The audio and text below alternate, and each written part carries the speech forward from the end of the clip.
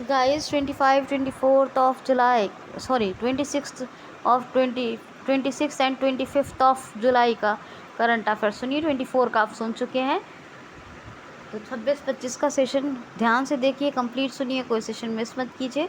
चलिए शुरू करते हैं। फर्स्ट क्वेश्चन, पहला क्वेश्चन वैसे ये है कि हाल ही में अभी इनकम टैक्स डे कब मनाया गया है? तो ये मनाया गया है 24 जुलाई को, क्योंकि ये 25 का क्वेश्चन लिया है मैंने, मतलब मिला जुला के लूँगी लेकिन अभी बता रही हूँ। तो ये 24 जुलाई को मनाया गया है इनकम टैक्स डे।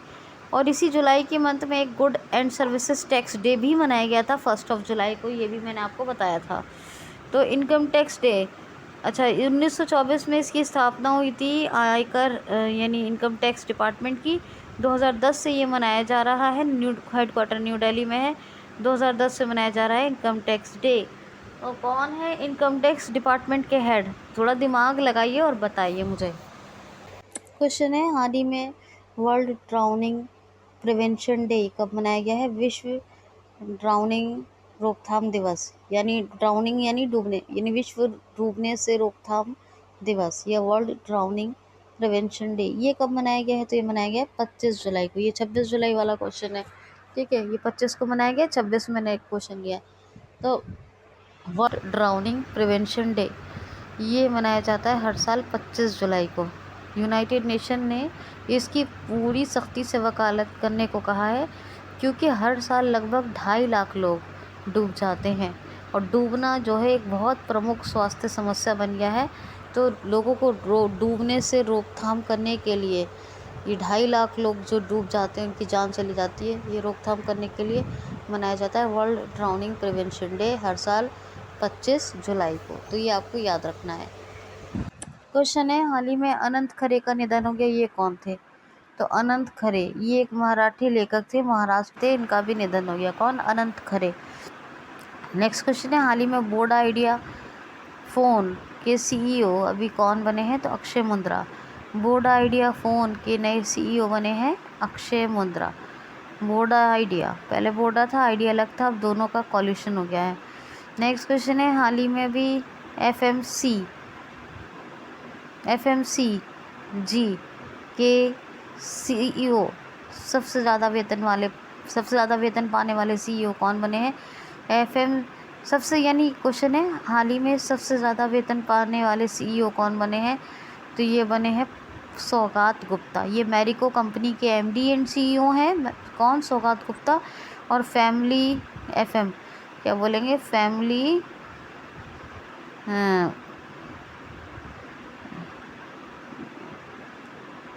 बहरहाल ऐसे याद रखिए, कंज्यूमर कोर्ट है ना, फैमिली कंज्यूमर कोर्ट्स जो होती हैं, इनके जो सबसे ज़्यादा वेतन पाने वाले, मतलब फैमिली कंज्यूमर कोर्ट के हैं ये, और सबसे ज़्यादा वेतन पाने वाले सीईओ जितने भी एफएमसी के सी हैं, उनमें से सबसे ज़्यादा वेतन पाने वाले सीईओ बने हैं कौन?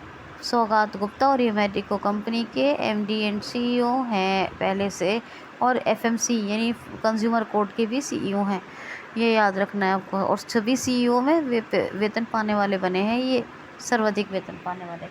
नेक्स्ट क्वेश्चन है, हाल ही में अभी EFIR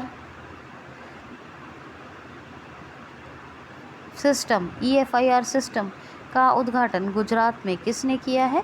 हाल ही में EFIR सिस्टम यानी प्रणाली का उद्घाटन गुजरात में किसने किया है? तो हमारे होम मिनिस्टर अमित शाह साहब ने।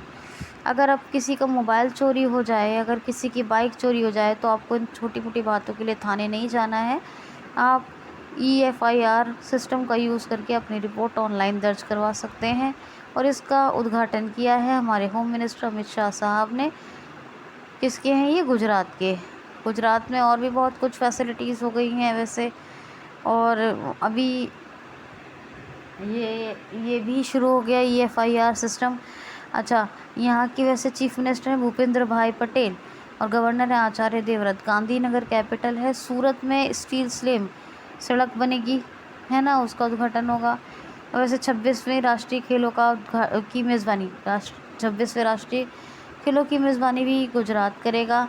और अभी टाटा फोर्ड प्लांट के बारे में बताया था, है ना, ये कौन ख़रीदेगा फोर्ड प्लांट, सब कुछ बताया मैंने आपको। तो ये तमाम चीज़ें आप याद रखिए। और मुझे नहीं लगता कि मुझे आपको कुछ ज़्यादा बताना चाहिए, क्योंकि गुजरात के बारे में बताती रहती हूँ।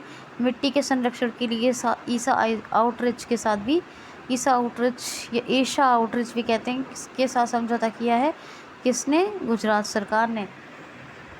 ब्लैक बक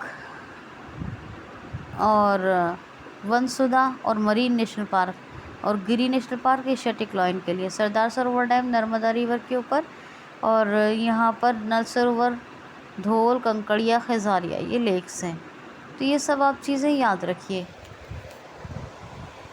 क्वेश्चन है 2022 फ्रेंच ओपन ग्रैंड प्री का खिताब किसने जीता है? 2022 फ्रेंच ओपन 2022 का फ्रेंच ओपन ग्रैंड प्री खिताब किसने जीत लिया है? तो मैक्स वर्स्टेपन ने। जी हाँ, ये नंबर 1 पर रहे हैं। 2022 का यानी 2022 का फ्रेंच ग्रैंड प्री जीत लिया है मैक्स वर्स्टेपन ने। और दूसरे नंबर पर रहे हैं लुइस हैमिल्टन, और थर्ड पर रहे हैं जॉर्ज रसेल। तो मैक्स वर्स्टेपन, जिन्होंने 2022 का फ्रेंच ओपन ग्रैंड प्री जीत लिया, दूसरे नंबर पर लुइस हैमिल्टन, तीसरे पे जॉर्ज रसेल।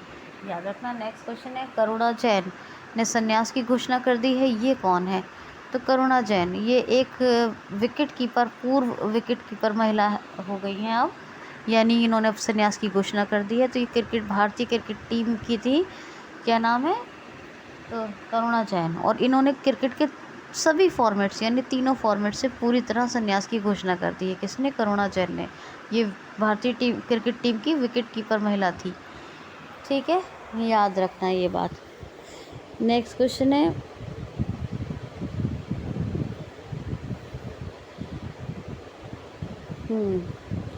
नेक्स्ट क्वेश्चन है हाल ही में अभी वासिफ़ा नाजरीन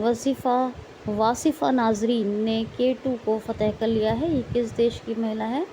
वासिफ़ा नाजरीन ने K2 को फतह कर लिया है, किस देश की महिला है? तो ये बांग्लादेश की। जी हाँ, K2 ये चोटी है, और कहाँ की चोटी है?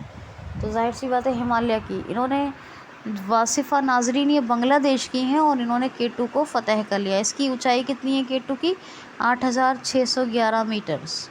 कितनी? 8611 यानी 8611 मीटर्स K2 की ऊंचाई है। ये भी हिमालय की चोटी है, और इसे फ़तह कर लिया है वासिफ़ा नाजरीन ने। ये बांग्लादेश की हैं, और इन्होंने ही 2012 में माउंट एवरेस्ट पर भी चढ़ाई की थी। वासिफ़ा नाजरीन ने 2012 में किस पर? माउंट एवरेस्ट पर चढ़ाई की थी।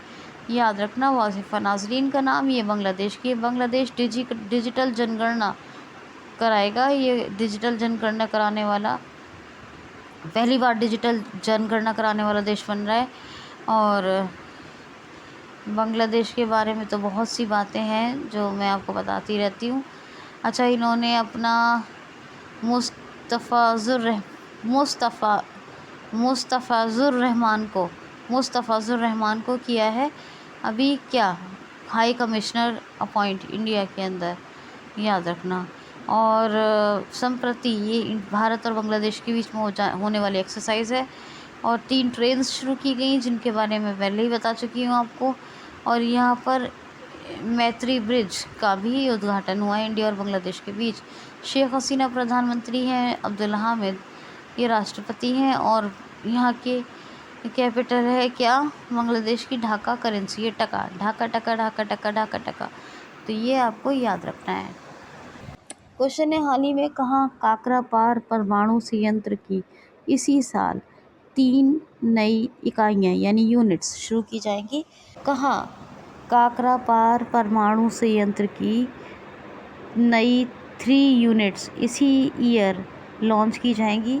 तो ये गुजरात में है काकरापार परमाणु संयंत्र। कौन सा? काकरापार परमाणु संयंत्र। और इसी साल दिसंबर में इसकी 3 नई इकाइयाँ यानी 3 न्यू यूनिट्स को शुरू किया जाएगा। ठीक है, क्या? 3 नई यूनिट शुरू हो जाएंगी। नेक्स्ट क्वेश्चन है हाल ही में भारत का अपनी तरह का ब्रेन हेल्थ क्लिनिक कहाँ शुरू किया जा रहा है? हाल ही में भारत का अपनी तरह का न्यू ब्रेन हेल्थ क्लिनिक कहाँ शुरू किया जा रहा है? तो इसको लॉन्च किया जा रहा है बेंगलुरु में। बेंगलुरु कहाँ की? कर्नाटका की कैपिटल है। जी हाँ, भारत का एक अपनी तरह का ब्रेन हेल्थ क्लिनिक शुरू हो रहा है जो बेंगलुरु में बन रहा है। बेंगलुरु के बारे में मैंने बहुत कुछ आपको बताया है और परसों का वीडियो देखेंगे तो याद आ जाएगा। वैसे यहाँ नगर होल, अंशी, पनरघट्टा, बांदीपुर, कुद्रेमुख और काली, अंधेरी और धांधेली टाइगर रिजर्व, यक्षगढ़, डोलुकुनिताई फेमस डांस कर्नाटक का, ये सब याद रखिए। और मट्टूर संस्कृत भाषियों का गांव है। यहाँ पर बसवराज मुंबई चीफ मिनिस्टर हैं और थावरचंद गहलोत ये गवर्नर हैं। नेक्स्ट क्वेश्चन है, हाल ही में किसकी रिपोर्ट आई हुई, किसकी रिपोर्ट के अनुसार ये बताया गया है कि विदेशों को मनी ऑर्डर करने के चलते अपने देश भारत को 87 अरब डॉलर्स मिले हैं। हाल ही में किसकी आई हुई रिपोर्ट ने ये बताया है कि विदेशों को मनी ऑर्डर्स भेजने के चलते भारत को 87 अरब डॉलर मिले हैं। तो WHO वर्ल्ड हेल्थ ऑर्गेनाइजेशन कितने? 87 अरब डॉलर। तो WHO यानी वर्ल्ड हेल्थ ऑर्गेनाइजेशन, इसकी एक रिपोर्ट आई है, बताया है कि जो हम अपने इंडिया से जो विदेशों को मनी ऑर्डर भेजे जाते हैं उनके एवज में सबने कितने? 87 अरब डॉलर दिए हैं अपने इंडिया को। इसने बताया WHO ने। टेड्रोस अधानोम घेब्रेयेसस ये इसके हेड दोबारा बन गए हैं, है ना। जिनेवा स्विट्ज़रलैंड में हेडक्वार्टर है और 7 अप्रैल 1948 को इसकी स्थापना हुई थी WHO की और 7 अप्रैल को ही वर्ल्ड हेल्थ डे मनाया जाता है। क्वेश्चन है 2022 का स्विस ओपन खिताब। 2022 का स्विस ओपन खिताब किसने जीता है? तो कैस्पर रूट ने। कैस्पर रूट ये किसके, ये जो है किसके खिलाड़ी हैं? ये मेरे ख्याल से ब्रिटेन के हैं, वैसे मैं श्योर नहीं हूँ, लेकिन ये ब्रिटेन के कैस्पर रूट और UK के यानी, और ये इन्होंने अभी जीता है 2022 का स्विस ओपन खिताब। नेक्स्ट क्वेश्चन है, हाल ही में अभी वर्ल्ड एथलेटिक्स 2022 में जैवलिन थ्रो में नीरज चोपड़ा ने कौन सा मेडल जीत लिया है? तो भाला फेंक में नीरज चोपड़ा ने विश्व एथलेटिक्स में जीता है सिल्वर मेडल यानी रजत पदक। 2022 का वर्ल्ड एथलेटिक्स हो रहा है, इसमें रजत पदक यानी सिल्वर मेडल जीत लिया है किसने? नीरज चोपड़ा ने। जैवलिन थ्रोइंग में यानी भाला फेंक में, वही जैवलिन थ्रोअर खिलाड़ी हैं ये। 88.133 मीटर्स इन्होंने भाला फेंका। और तो गोल्ड मेडल किसने जीता है? तो जीता है कैनेडियन, क्या नाम है इनका, बहरहाल 3 नाम याद रखिए। कैनेडियन नाम की एक प्लेयर हैं, उन्होंने गोल्ड मेडल जीता। उन्होंने 90 मीटर से अबव डिस्टेंस पर भाला फेंका है। तो ये आप याद रखेंगे, एक एक चीज़ को आप अच्छे से याद रखा करें। क्वेश्चन है, पेटीएम पेमेंट सर्विस लिमिटेड के नए CEO कौन बने हैं? पेटीएम पेमेंट सर्विस लिमिटेड के नए CEO कौन बने हैं? तो नकुल जैन। जी हाँ, नकुल जैन नए CEO बने हैं पेटीएम पेमेंट सर्विसेज लिमिटेड के। कौन? नकुल जैन, याद रखना। अच्छा, IFAD के कौन बताए थे मैंने आपको, याद है परसों? उसको भी रिवाइज, जितने भी अपॉइंटमेंट्स बताती हूँ सब रिवाइज कर लिया करें। नेक्स्ट क्वेश्चन है, हाल ही में अभी अपने परमानेंट स्पेस स्टेशन के लिए दूसरा स्पेस मॉड्यूल किस देश ने लॉन्च किया है? अपने परमानेंट स्पेस स्टेशन के लिए दूसरा स्पेस मॉड्यूल किस देश ने लॉन्च किया है? तो चाइना ने। जी हाँ, चाइना ने। जोंगजिंग 6D ये एक सैटेलाइट लॉन्च किया है गोल्ड की रिसाइकलिंग में और गोल्ड के कंजम्पशन में, यानी कंज्यूमर कंट्री और रिसाइकलिंग में, दोनों में पूरी दुनिया में जो टॉप कंट्री है वो चाइना है। और चाइना भारत के टूटे हुए चावल का सबसे बड़ा इंपोर्ट कंट्री है, आयातक देश है।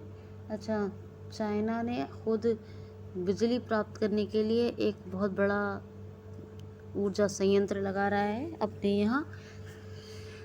और चाइना के तो बेशुमार फैक्ट्स हैं जो मैं आपको बताती ही रहती हूँ, आप सब रिवाइज कर लो। रेनमिनवी करेंसी है ऑफिशियल करेंसी।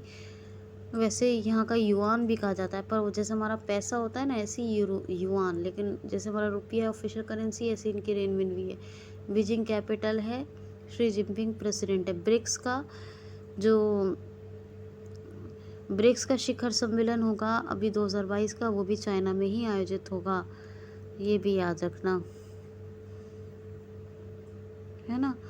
नेक्स्ट क्वेश्चन है, हाल ही में भारत अफ्रीका परियोजना का एक्सिम बैंक शिखर सम्मेलन कहाँ आयोजित होगा। हाल ही में भारत अफ्रीका परियोजना का एक्सिम बैंक शिखर सम्मेलन कहाँ आयोजित होगा, तो नई दिल्ली में।